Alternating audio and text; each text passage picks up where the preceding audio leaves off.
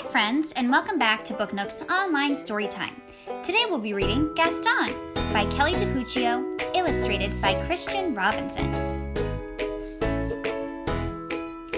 Mrs. Poodle admired her new puppies, Fifi, Foo-Foo, Ooh La La, and Gaston.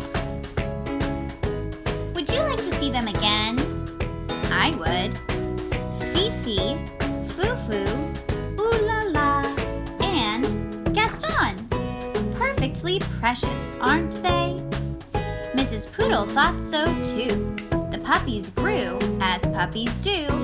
3 were no bigger than teacups. The 4th, however, continued to grow and grow until he was the size of a teapot. Which one do you think grew to be the biggest? Mrs. Poodle took pride in teaching her puppies how to be proper pooches. They were taught to sip, never slobber. Good! Well done! Very nice! Nice try! Gaston is making a big mess, right? They were taught to yip, never yap. Yip, yip, yip! Ruff! So Gaston is a little bit bigger, a little bit messier, and a little bit louder than his siblings. And they were taught to walk with grace, never race.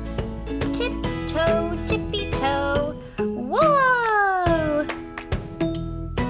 The puppies were also taught how to look pretty in pink, nibble their kibble, and ride in style.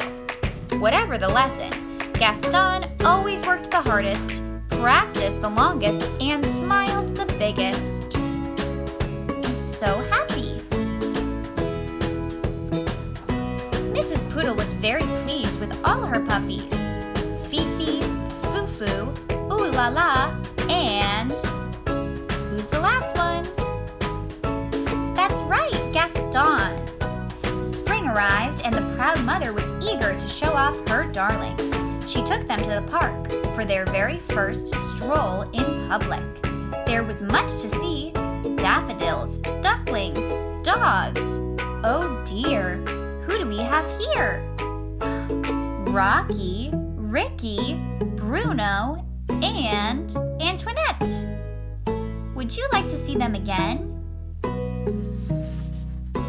Rocky, Ricky, Bruno, and Antoinette. That's pretty funny. Who do you think Gaston looks like? Does he look like Antoinette? No, I think he looks like Rocky and Ricky and Bruno. This was more than a little awkward. The mothers sized up the pups. The pups sized up one another. It seems there's been a terrible mistake, Mrs. Bulldog said, breaking the silence. Oui, Mrs. Poodle agreed sadly. Whatever shall we do? Mrs. Bulldog could not come up with an answer. I guess we'll let them decide, she replied at last. Gaston and Antoinette were young, but even they could see that there had been a mix-up. The 2 puppies began to circle around and around the group. Gaston walked with grace. Antoinette raced. Gaston yipped.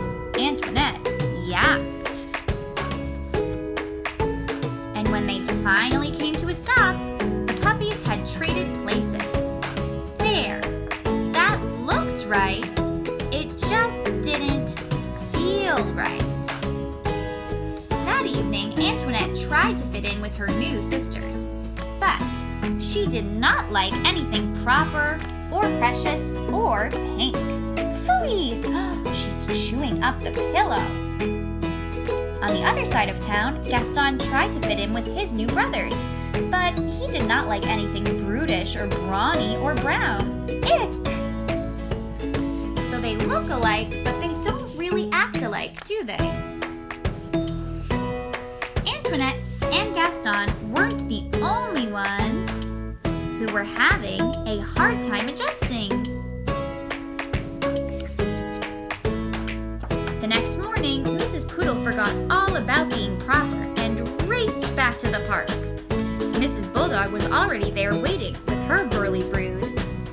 "It seems we've made a terrible mistake," she nearly shouted.